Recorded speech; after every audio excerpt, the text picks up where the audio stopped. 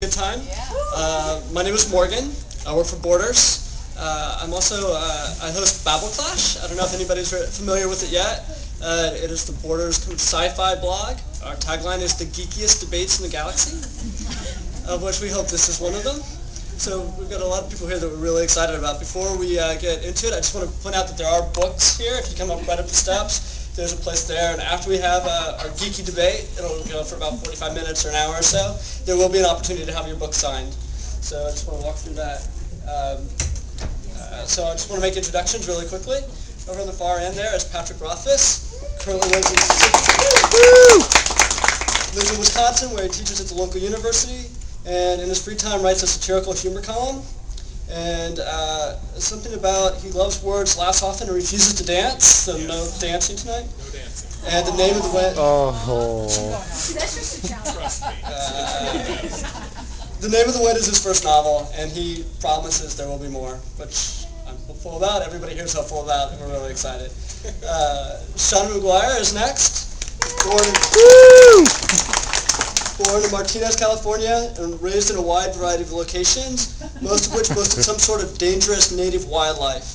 Despite her almost magnetic attraction to anything venomous, she somehow managed to survive long enough to acquire a typewriter, a reasonable grasp of the English language, and the desire to combine the two.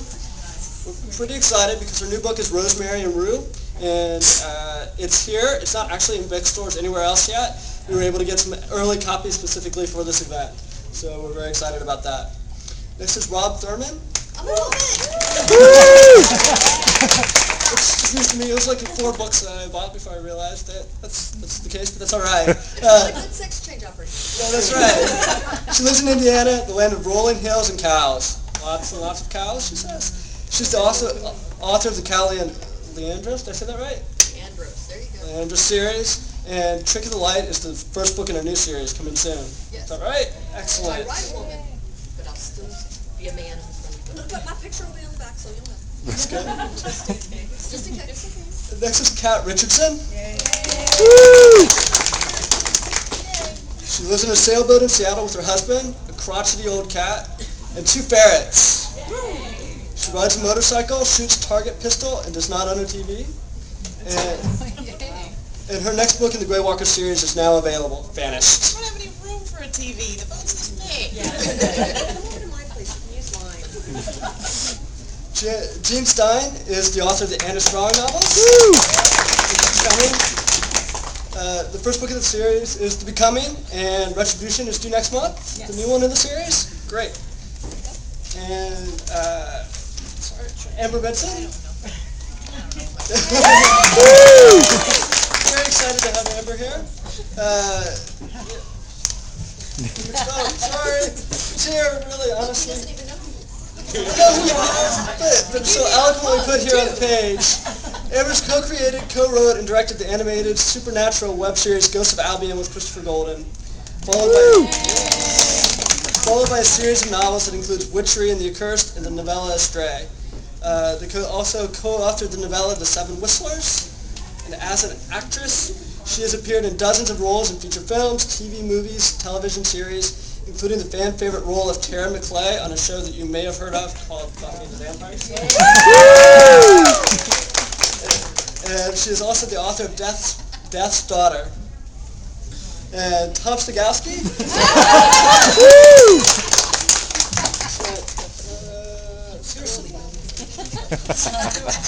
Tom is a novelist, comic book writer, and pop culture journalist. His new more pauses in there. His newest works include the original juvenile fantasy series Outcast and the grown-up fantasy series The Menagerie, both of which are collaborative efforts with Christopher Golden.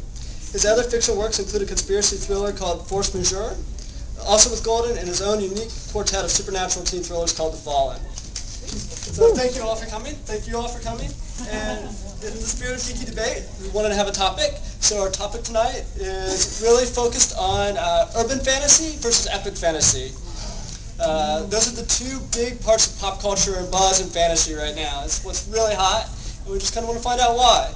And everybody here is their take on it. So let's just start with that right away. What is it, and why is it popular? What is urban fantasy to you? And why do you think it's popular? And what is epic fantasy to you? And why do you think it's popular? Now I'll let you guys kind of fight for the mic, and I'll jump in with more questions. I could define epic fantasy, or urban fantasy, if you guys want to define epic fantasy. Oh, that too. I'm afraid. Okay, I'll take the first stab at urban fantasy.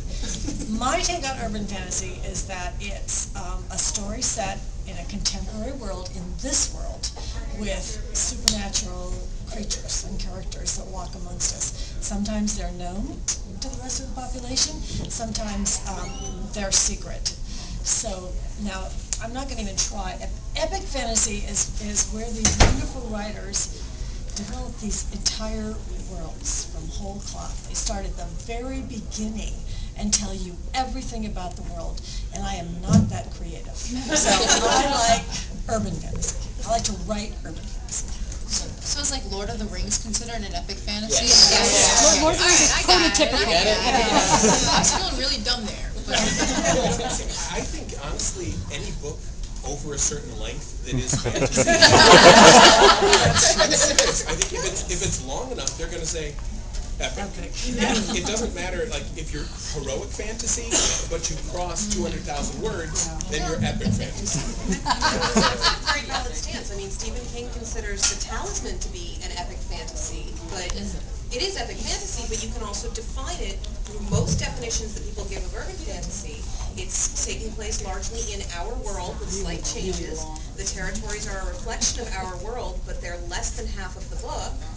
And so you can make a good argument for it as urban, but both the authors say, no, it's epic. And all the readers say, oh, it's epic. So as long as it's a doorstop, it's Yes. an epic. To kill spiders. So I've never written an epic fantasy. I never probably will. To stomp out into an area that I have no authority to speak, which I'm perfectly comfortable doing. My nickel theory about urban fantasy actually goes back to before, like, most people would recognize urban fantasy. Fairy tales used to be like kind of what fantasy was before anyone called it fantasy.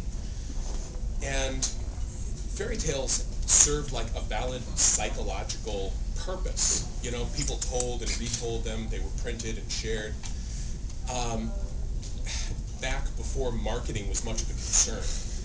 And so I've always thought that what makes a fairy tale is kind of a tricky thing. It doesn't actually involve fairies. It doesn't involve being a book for kids. It doesn't involve it being a morality story, although it may have any of those in there. My particular, like I said, crackpot theory is that a fairy tale is when you have two worlds interacting. One of them a mundane world, and one of them a fantastic world, typically a fairy world. And when you get these two things interacting, something very interesting happens.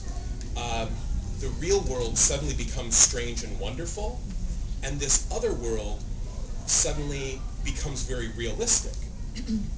Dickens talked about this a lot. He read the Arabian Nights, and he said, suddenly all lamps are magical. I look for treasure in flower pots. The world is wondrous and strange. Now, that was back in the fairy tale days. If you jump ahead, if you think about urban fantasy these days, you have the real world, and then there's something other. There's a magical world, like Neverwhere is a great example. London above, London below. Both real, but one normal and one delightful. You know, one strange. And when they touch, you get a special sort of story that you can't get anywhere else. Lord of the Rings only has one world. It can't interact with another world because it's off by itself. And as much as I'd love to get some of that urban fantasy mojo in my books, I can't because I'm writing secondary world fantasy, and I just can't get that magic in my stuff. I went to university to study folklore, so for years that was all I did was study fairy tales, and Patrick just summarized roughly half of my thesis. So if You guys have been sharing notes. Yes, if I could get you to go and talk to my maybe finish that off finally. Are things like locked up Things because? are locked up, so if you come and defend my thesis for me, that would be great. So by that same token then, mythology is in that world. And so the very basis of story comes from the interplay between a fantasy world of gods and goddesses or special creatures or monsters and the human world. So that's what we've been doing as human beings from the dawn of time, is creating this fantasy intermix. I like that. So urban fantasy has been around for a long freaking time. Yeah, every time those gods came down and said, "Hey, you look cute." Urban fantasy. Swan. Yeah.